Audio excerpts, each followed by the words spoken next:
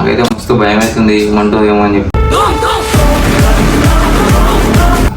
ఎందుకు అమ్మేసిన అన్ని కిసోన్ లెక్కలు చేస్తావేంద్రా ప్రేమ. నువ్వు ఇట్లా చేసినావు అనుకో ఇంట్లోకి వెళ్ళి మొత్తం గంటుతా. మీ కారు కొందాం అని ఆలోచించి ఇక బండి వేసినట్టు ఇంత ఇష్టపూర్తి కోరుకొని ఎట్లా అమ్మ బుద్ధి అయింది.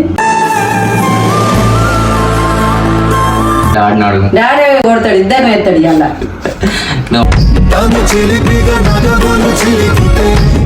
వాళ్ళే కావాలంటే ఒక్కని అని కొనిచ్చిన వాళ్ళు బండి ఇవ్వకుంటే ఏం చేయాలి మళ్ళీ నేను? బండి తెచ్చేదాకా ఇంటికి రానియ్య, అన్నం పెట్టా ఇంట్లో. మమ్మీ కారు కొట్టు మేము నవ్వుడు చూడు నవ్వుడు. బండిగా తీసుకురాకపోతే మాత్రం ఇట్లా రావు, నేను చెప్తాను.